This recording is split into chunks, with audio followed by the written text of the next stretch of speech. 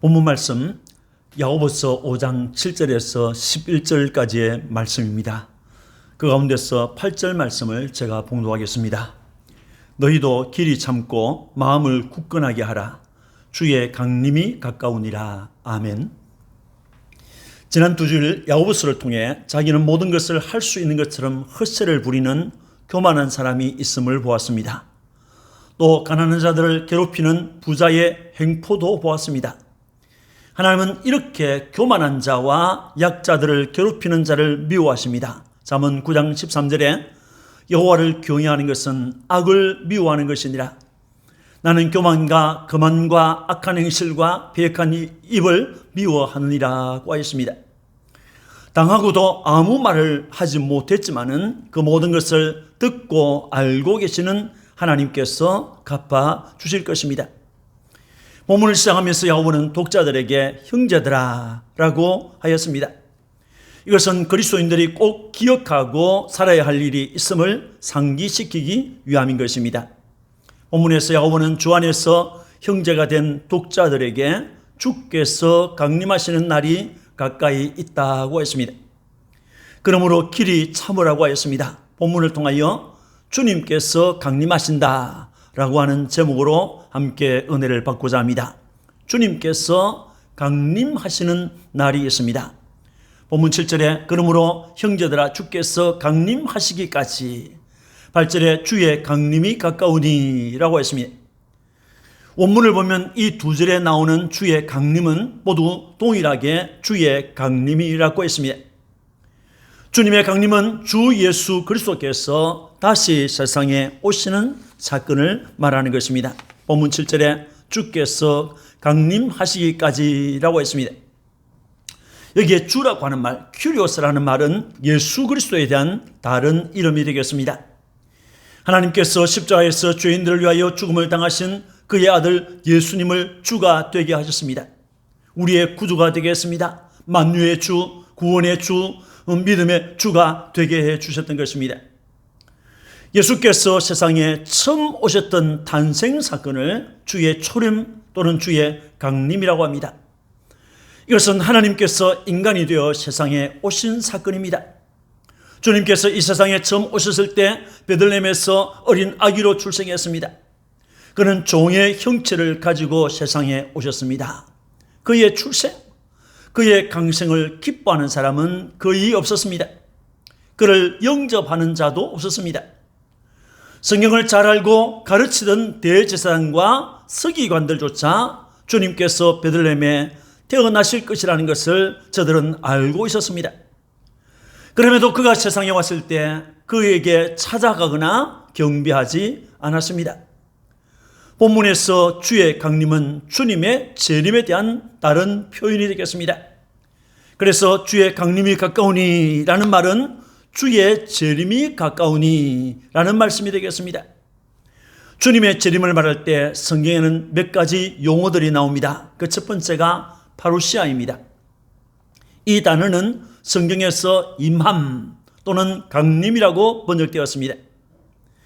이 단어는 곁에라는 의미를 가지고 있는 파라라고 하는 전치사와 있다라고 하는 의미를 가지고 있는 우사라는 단어가 합성된 것으로 곁에 있다 또는 같이 있다 하는 이런 의미를 가지고 있습니다. 이것은 임금님께서 자기의 관할 지역을 직접 방문함으로 자기 백성에게 자신의 얼굴을 드러내고 그들과 함께 있는 것을 말할 때 사용하는 단어였습니다.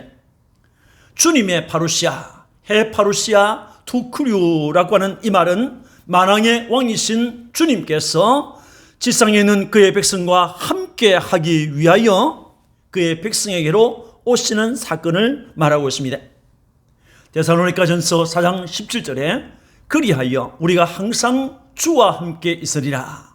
요한복음 14장 3절에 내가 다시 와서 너희를 내게로 영접하여 나 있는 곳에 너희도 있게 하리라고 했습니다. 주님의 파루시아는 주님과 함께 있는 것을 목적하고 있는 것입니다. 두 번째는 에피파네이아라고 하는 것입니다. 이것은 성경에서 나타남으로 번역되었습니다. 이것은 유명한 사람의 얼굴이나 또는 용모가 빼어난 것, 또는 적이 갑작스럽게 나타나는 것, 또 유명한 사람들이 출연하는 이런 것을 볼 때 사용하는 말이 되겠습니다. 디모데전서 6장 14절에 우리 주 예수 그리스도께서 나타나실 때까지 흠도 없고 책망할 것도 없이 이 명령을 지키라고 했습니다. 여기서 나타난다 하는 말이 에피파네이입니다. 주님께서 나타나신다, 주님께서 재림하신다고 했습니다. 주님의 강림을 말할 때 에피파네이아라고 하는 것은 그리스도께서 세상에 친히 나타나시는 것을 강조하는 말이 되겠습니다. 또 주님의 재림을 말할 때 아포칼립시스라고 하는 단어를 사용했습니다. 이것은 이전에 감추어져 있던 것을 나타내는 것, 드러내는 것 또는 계시라는 의미로 사용되었습니다. 누가복음 17장 30절을 보면 인자가 나타나는 날이라고 했습니다. 여기서 나타난다는 말이 아포칼립시스가 되겠습니다. 주님의 재림은 그가 세상에 다시 오심으로 그가 우리의 왕이신 것을, 그가 만왕의 왕이신 것을, 그가 다시 나타나심으로 아버지의 집이 있음을, 영광스러운 보좌가 있는 것을, 그리스도의 영광의 나라가 있는 것을 드러내고 밝히 보여주는 사건이 될 것입니다. 여러분, 주님의 강림은 우리의 구주이신 예수께서 당신의 백성들과 함께 하기 위하여 다시 오시는 사건입니다. 주님의 강림은 그의 백성에게 그의 나라를 상속하기 위하여 출현하시는 사건입니다. 또한 그리스도의 강림은 심판주이신 예수 그리스도께서 믿지 않는 자들과 악한 자들을 심판하기 위해서 자신을 나타내는 사건인 것입니다. 주의 강림은 영적입니다. 이것은 또 특별한 사건입니다. 8절에 주의 강림이 가까우니라고 했습니다. 이것은 주의 재림이 가까우니라고 하는 말씀이 되겠습니다. 주님께서 두 번째 오시는 강림은 특별한 사건이 될 것입니다. 무엇 때문입니까? 몇 가지 이유가 있습니다. 첫째는 성경 예언이 성취될 날이기 때문입니다. 주의 강림, 주님의 재림은 땅에 오셨던 그리스도 예수께서 직접 말씀하셨습니다. 그 많은 말씀 중에 마태복음 16장 27절과 28절을 보면 인자가 아버지의 영광으로 그 천사들과 함께 오리니 여기 서 있는 사람 중에 죽기 전에 인자가 그 왕권을 가지고 오는 것을 볼 자들도 있느니라고 했습니다. 주님께서 승천하실 때 주의 천사들이 제 아들에게 일러주었습니다. 사도행전 1장 11절에 갈릴리 사람들아, 너희 가운데서 하늘로 올려지신 이 예수는 하늘로 가심을 본 그대로 오시리라고 했습니다. 주님의 천사들은 하늘로 가신 주님께서는 하늘로 가신 그 모양 그 모습 가지고 그대로 오실 것이라고 했습니다. 주님의 재림은 사도들이 선포했던 복음의 중요한 메시지였습니다.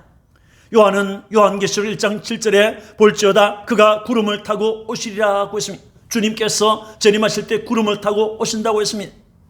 바울은 데살로니가전서 4장 16절에 그가 구름을 타고 오신다, 주께서 호령과 천사장의 소리와 하나님의 나팔 소리로 친히 하늘로부터 강림하시리니, 하늘로부터 강림하신다고 했습니다.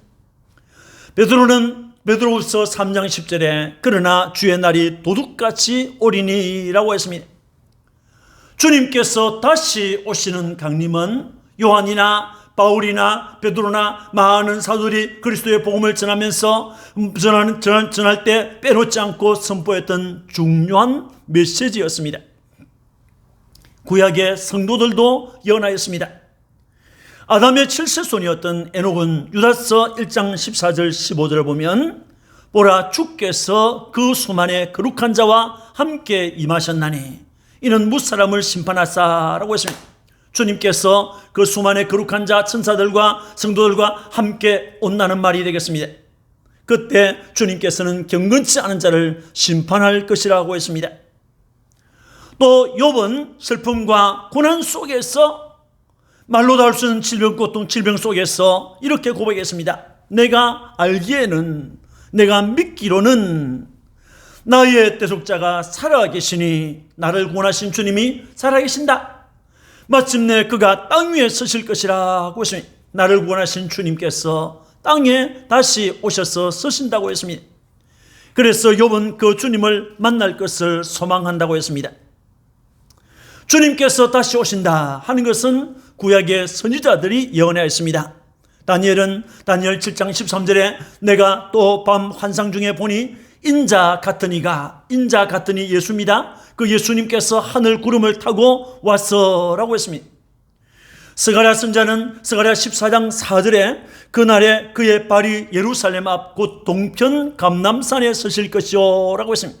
주님께서 감람산에 서신다고 했습니다. 이렇게 그리스도의 재림은 성경 예언이 성취되는 특별한 사건인 것입니다. 주님 자신이 말씀하셨고 사도들과 선지자들이 예언하였습니다. 또 주님을 믿었던 경건한 성도들도 이와 같이 예언했습니다. 우리 주님의 재림은 그가 예언한 대로, 성경이 예언하는 대로 성취되는 특별한 사건이 될 것입니다. 두 번째는 그리스도의 두 번째 오시는 강림은 순식간에 이루어질 사건이기 때문입니다.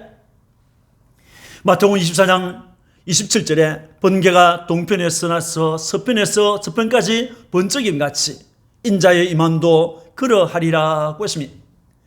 데살로니가전서 5장 2절에 주의 날이 밤에 도둑같이 이룰 줄을 너희 자신이 자세히 알기 때문이라고 했습니다. 주님의 강림은 천천히 나타날 사건이 아닙니다. 어떤 사람들이 하는 말처럼 공중에 재림했다가 그리고 공중에 머물고 있다가 다시 세상으로 오시는 이런 사건이 아닙니다. 주님의 재림은 단번에 순식간에 이루어질 사건입니다. 주님의 초림이 한 번이듯이 십자가에 돌아가심이 한 번이듯이 부활하신 것이 한 번이듯이 승천하신 것이 한 번이듯이 주님께서 재림하시는 사건 역시 단번에 한 번에 순식간에 이루어질 사건인 것입니다.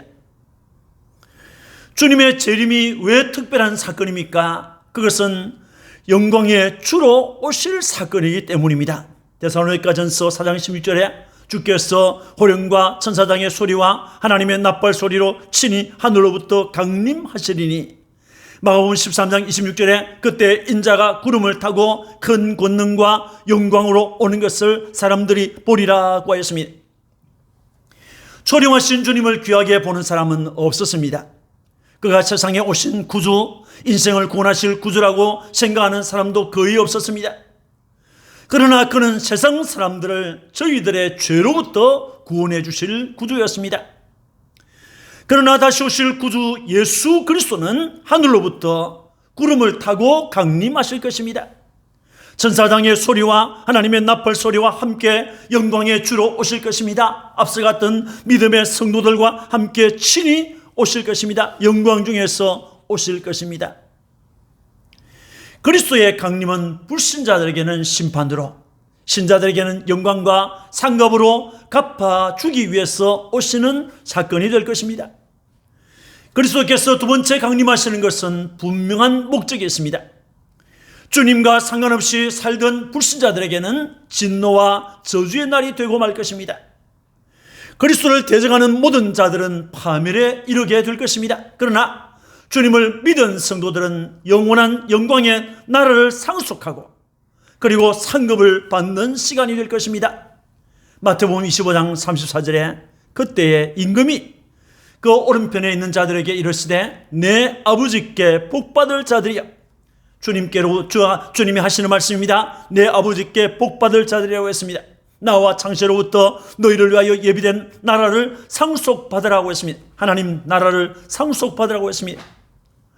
주님께서 재림하시는 날은 믿는 자와 믿지 않는 자가 분리됩니다.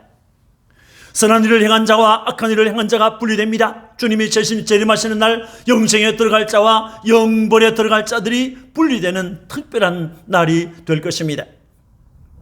여러분, 그리스도께서 재림하시는 날은 모든 것이 완성되는 날입니다.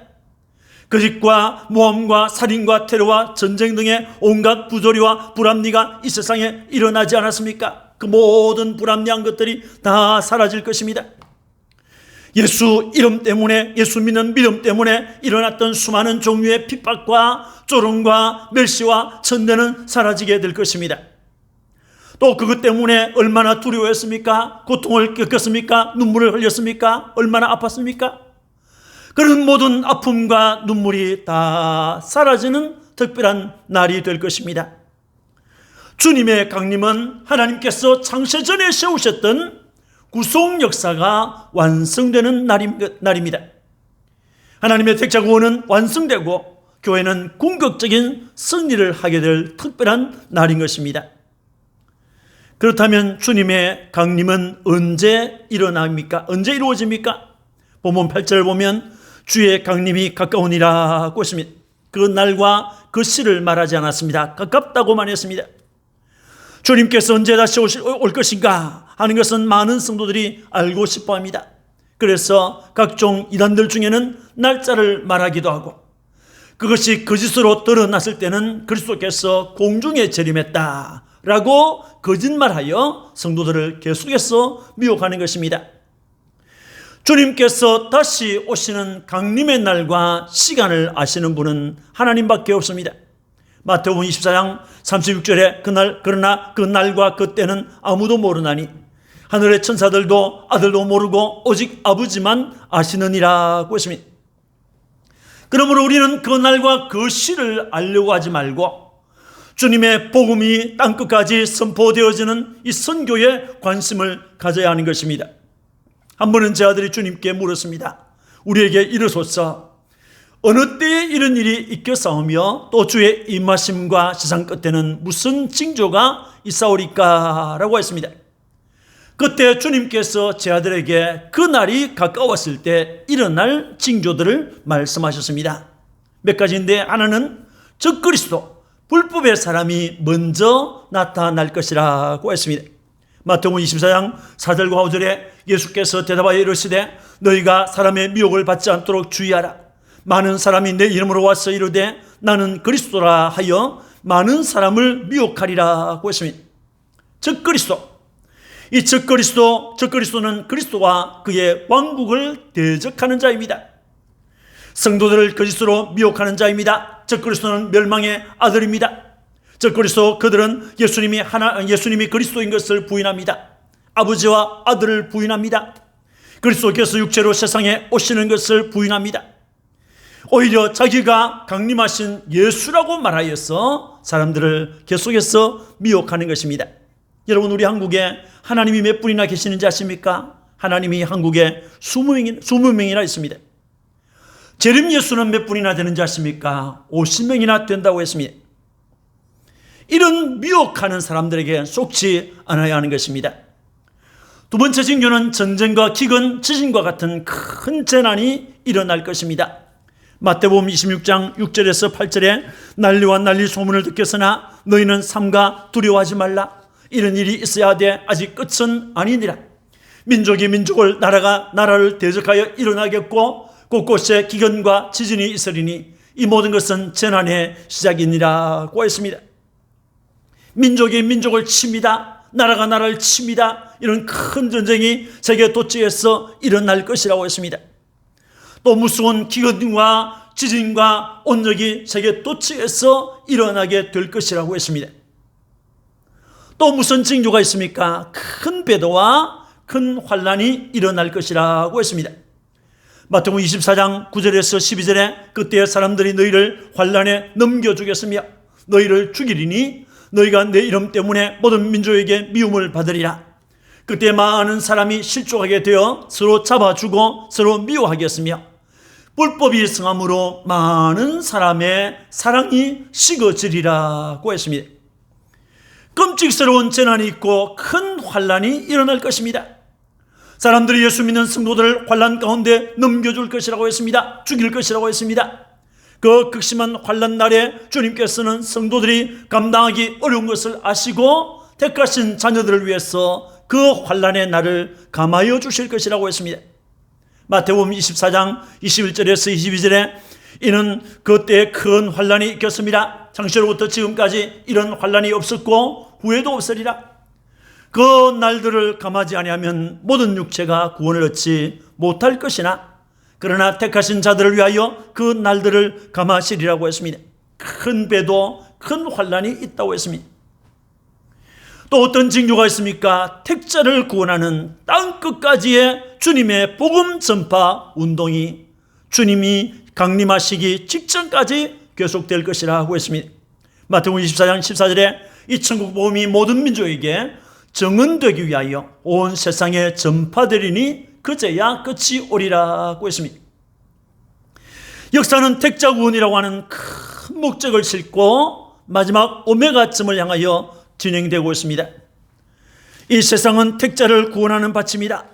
이 밭에서 택자 구원이 끝나면, 택자 구원이 완성되면 주님께서 오실 것입니다. 여러분, 그리스도는 반드시 오십니다.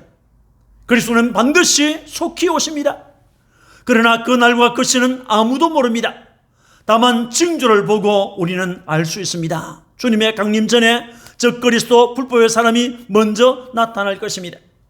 전쟁과 기근과 지진과 같은 큰 재난이 일어날 것입니다. 큰 배도와 큰 환란이 일어날 것입니다. 택자를 구원하는 땅끝까지의 복음 전파 운동이 주님의 재림 직전까지, 강림 직전까지 계속되어질 것입니다.